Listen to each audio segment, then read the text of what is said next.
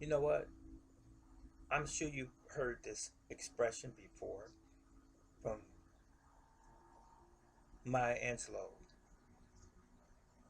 Uh, when someone shows you who they are, believe them. I'm sure you've heard that. She did not coin that phrase, I'm sure, but she made it resonate with many people.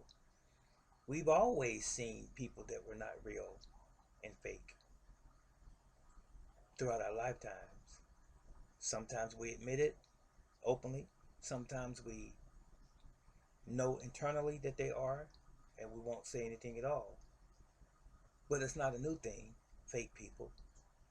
People who pretend to be something on the outside,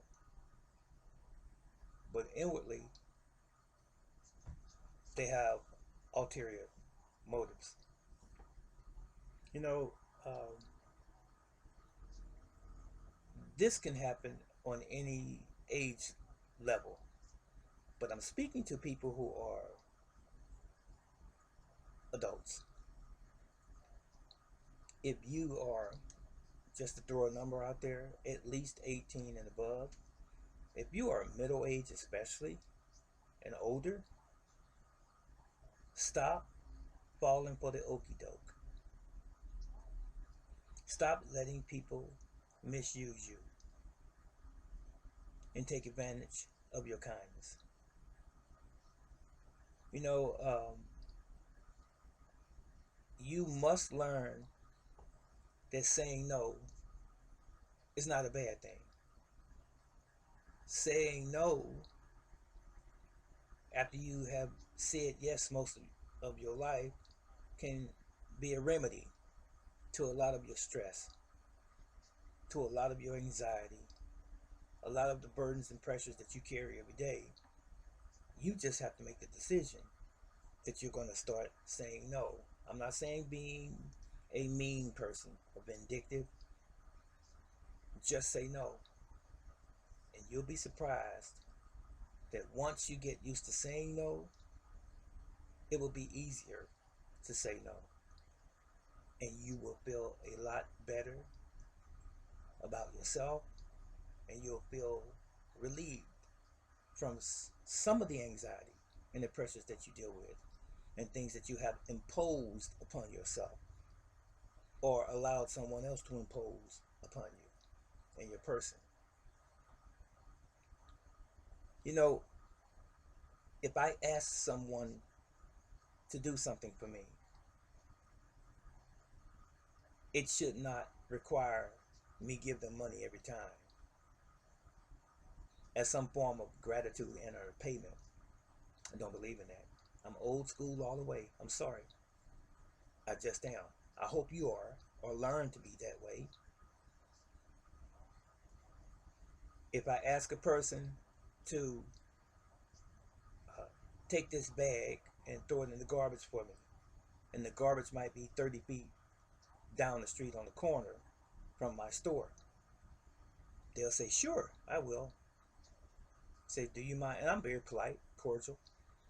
Do you mind running this down to the garbage for me? Oh, no problem. But they give me a look as if to say, uh, what do I get out of this? And they come back and you don't give them anything. And it seems as though their whole disposition changes when you have not handed them a few dollars. Now, listen, don't get in the habit of doing that, giving people money for acts of kindness or what should be acts of kindness. Let me tell you, if I see a person, and you've seen this scenario before, that's older, and I'm 63, I have a cane because of my arthritis, but I'm in pretty good shape. And I see an elderly person or a person that's more uh, incapable or has more of a handicap than I do trying to cross the street, I'll help that person across the street. Even if a person fell down uh, on ice, water, or what have you, I would try to help that person back up. Case in point, there was a young lady last year at the gas station. She was Chinese. And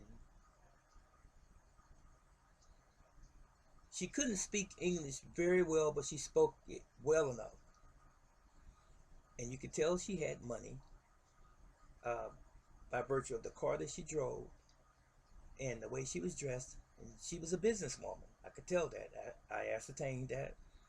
And I spoke with her briefly uh, in the gas station next to my business. And she was having a problem putting the air in her tire on her car. So I assisted her. And I did it for her. You know what? That woman followed me back to my store. Before I got to my store, she said, "Excuse me, here." And she tried to hand me some money. She said, "It's all I have on me right now." She tried to hand me. I said, "No. Uh-uh." I said, "You don't have to pay me to do that." How often do you see that act of kindness that I displayed that day? And that's not bragging. I'm just saying the way I am. But I can guarantee you, 9 times out of 10, most people in the neighborhood where my business is would have taken that money or would have expected something from her to do that or perform that act of kindness. So some people will say, "I'll help you with that, ma'am. Do you need help with that?" And she said, "Oh, no, you don't." They said, "No, I don't mind." And they're still expecting money from you. Even though you tried to turn them down and say, "No, that I'll try to muddle through this thing. I'll try to do it myself," if that had not been heard. I'm just saying, just to use a hypothetical situation or example. It could have been something else where people try to force their intentions on you so that they can get something in return. Those are fake people. I'm sure you have experienced it. Not too long ago, I asked someone to do something for me. I don't mention names, it's not important. I don't need to personify anyone, but I'm going to tell you something. And I hope you take it to heart. But I asked this individual to do something to me, or for me, I'm sorry. And I had taken care of this person over the past 2 years, giving them money from time to time when they were in distress. I would buy them food sometimes. So this one particular day, I asked this person to do something for me. "Would you come to my house and do this for me?" They said, "Sure, no problem." All right. And like clockwork, they came to the house. And they did what I asked them. It didn't take longer than 20 minutes, what I asked them to do. It's not something that I could have not done. Uh, had I more time, I would have done it a little later, but they did it for me. And then they said this: "May I ask you a question?" Why did a light bulb go off in my head? And I said, "Sure, you can ask me anything." And they said, "I know I said I would do this for you, but is there a chance that you can give me a few dollars to help me do XYZ?" And I looked at them, and we continued on with our conversation about whatever we were talking about. It was a subject about government and so forth. But they slid that in there. So after they finished helping me, I said, "Here's a few dollars," which I had no intention of giving them anything because I asked them to do that for me. And they made it seem as though they were being kind. But in their mind, they had already thought I was going to give them some money if they asked for it. So they found a sneaky, conniving way to do it, and that's what it was. And so I handed it to them. And when I handed them that money, first thing they did was look down and open it up to see what it was. They said, I'm not trying to be funny uh, or difficult. Is it possible that you could give me a few more dollars? And I'm looking at them. What I handed them uh, was not what I was going to give them in the first place, because I wasn't going to give them anything. I just asked them to do a favor for me. And once I did that,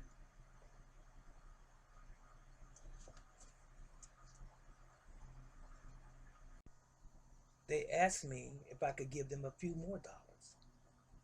And I looked at them, I said, no.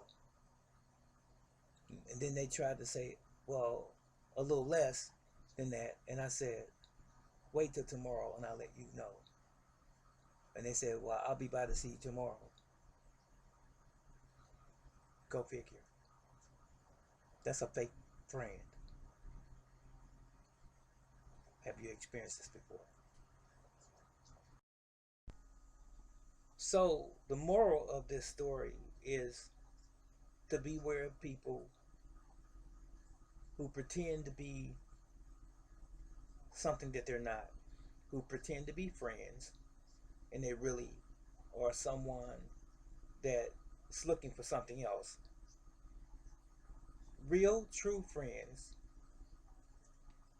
are true to the definition of a friend. There's no extra. They are genuine. If you ask someone to do something for you, and that's a friend, I won't say associate, I'll say a friend, then that person should not have any attachments to that. You follow? So you need to question the individual that says, "Oh, no problem. I'll do it. I have it." Watch the body language. It tells all. If you're smart enough and you've been around long enough, you should know this from experience. Most adults, especially middle age and above. So these people wear an exterior. They wear an exterior uh, of what they want you to think they are, but it's all a gimmick. It's all a ploy. It is to make you believe, and it's a game. It's a con game. It really is, and it can be done subtly, you know. And they think that they are great manipulators and that they can keep uh, getting away with it, but just beware. So I'm old enough now. I've seen this hundreds of times, and this person that I asked to do this for me, I kind of really knew that they would ask me later on for money, because I knew what their state was already. Their situation economically, I already knew that. So it didn't shock me that they did it. I was just disappointed. I was just hoping that maybe they wouldn't do it, if that makes sense. So my remedy to that individual will be this: when I see them again, is to let them know uh, that I didn't appreciate how they approached the situation. So come straight forward with me. So if there are any conditions when I ask you to do something, let me know so that we both can agree or disagree. And that's it. And that's all. That's the way I am. So keep things on the table, put them on the table. Let's be transparent. None of the games. So later on, if you need something, I'm going to tell this person this. Please don't ask me again.